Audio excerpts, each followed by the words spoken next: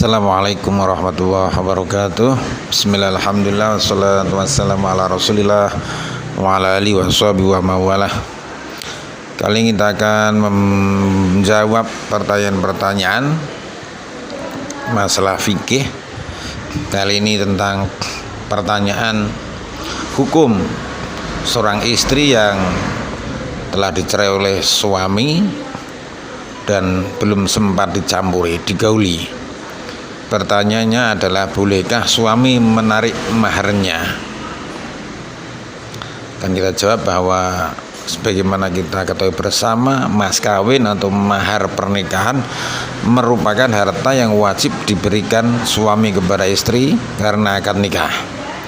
Salah satu tujuannya adalah menunjukkan kesungguhan untuk menikahi, tambatan hati, sekaligus memenuhi hak-hak perempuan.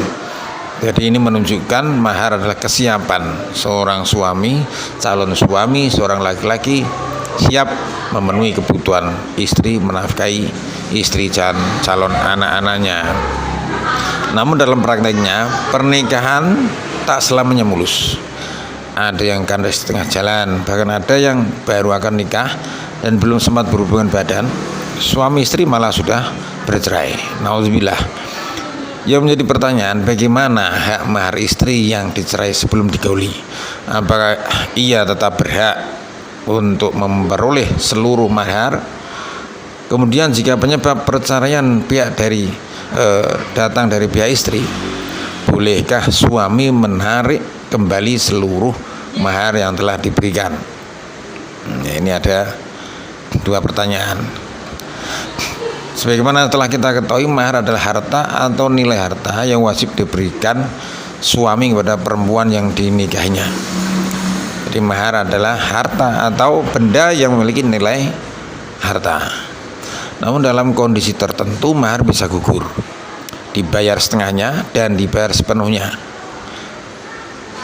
Nah, penjelasannya begini, sebagaimana dikemukakan oleh Al-Muzani, mahar harus dibayar penuh kepada istri dalam dua keadaan. Pertama, suami telah melangsungkan akad nikah yang sah, namun maharnya belum diberikan dan sudah bergaul suami istri. Ini suami harus memberikan maharnya kepada istri. Kedua, salah satu dari suami atau istri meninggal dunia, baik sebelum bergaul suami istri maupun setelahnya. Selanjutnya, mahar hanya diberikan setengahnya. Ini yang kedua, ketika seorang suami melangsungkan akad nikah yang sah, namun maharnya belum diberikan, dan sebelum bergaul sebagai seorang suami istri, pasangan suami istri, ia malah sudah menceraikan istrinya. Padahal sewaktu akad, mahar untuk istrinya disebutkan. Meski demikian, separuh mahar itu bisa gugur ketika dibebaskan oleh mantan istrinya atau wali istrinya. Jadi tetap suami bayar separuh dari mahar yang telah disebutkan ketika dalam kondisi tersebut, atau juga bisa dibebaskan, artinya tidak memenuhi seluruh mahar yang telah disebutkan ketika akad nikah, ketika istrinya ridho membebaskan atau wali dari istrinya. Sebagaimana firman Allah, a'udzubillahi minasyaitonir rajim, wa in dhallaqtumuhunna min qabli an tamassuhunna wa qad faradtum lahunna faridatan fanisfu ma faradtum illa ayyafuna aw ya'fal ladzi biyadihi 'uqdatun nikah. Ini artinya, jika kamu menceraikan istri-istrimu sebelum kamu bercampur dengan mereka, padahal sesungguhnya kamu sudah menentukan maharnya, maka bayarlah seperdua dari mahar yang telah kamu tentukan itu, kecuali jika istri-istrimu itu memaafkan atau dimaafkan oleh orang yang memegang ikatan nikah. Disebutkan dalam sebagaimana disebutkan dalam Al-Quran surat Al-Baqarah ayat 237. Kemudian mahar gugur seluruhnya ketika sebelum berhubungan intim. Sebelum berhubungan intim terjadi fasakh atau pembatalan nikah. Dan pembatalan itu datang dari pihak istri. Jadi contohnya si istri murtad atau menuntut fasakh nikahnya batal, rusak karena melihat cacat yang terdapat pada suaminya. Dalam kondisi ini si istri boleh seolah-olah telah merusak sesuatu yang belum diberikan, sehingga wajar jika nanti tidak berhak mendapat imbalan apa-apa dari suaminya. Bisa juga mahar gugur karena dibebaskan atau dihibahkan si istri kepada suaminya.